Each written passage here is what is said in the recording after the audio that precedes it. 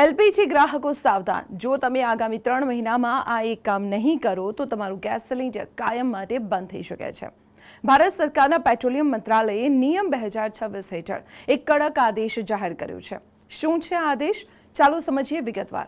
સરકારના નવા નિયમ મુજબ જે વિસ્તારોમાં પીએનજી એટલે કે પાઇપ્ડ નેચરલ ગેસની સુવિધા ઉપલબ્ધ છે ત્યાંના ગ્રાહકોએ ફરજિયાતપણે પીએનજી કનેક્શન લેવું પડશે।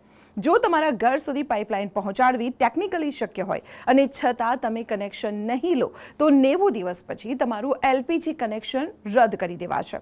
તમને થતું હશે કે આવું કેમ? તો પશ્ચિમ એશિયામાં ચાલી રહેલા યુદ્ધને કારણે વૈશ્વિક સ્તરે એલપીજીની ભારે અછત સર્જાઈ છે। ભારત મોટાભાગે આયાત પર નિર્ભર છે, તેથી આ નિર્ભરતા ઘટાડવા સરકાર હવે સ્થાનિક કુદરતી ગેસ એટલે કે પીએનજીને પ્રોત્સાહન આપી રહી છે।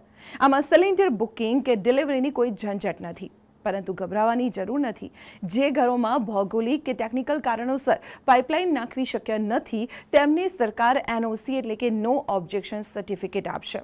ફક્ત આવા કિસ્સામાં જ તમને તમારું જૂનું એલપીજી સિલિન્ડર કનેક્શન ચાલુ રાખી શકશો। તો જો તમારા સોસાયટીમાં પાઇપલાઇન આવી ગઈ હોય તો જલ્દી સ્વિચ કરી લેજો। આ માહિતી તમારા મિત્રો અને પરિવાર સુધી અત્યારે શેર કરો, જેથી છેલ્લી ઘડીએ તેમને મુશ્કેલી ન પડે। અને આવી જ મહત્વની અપડેટ્સ માટે જોતા રહો સંદેશ ડિજિટલ।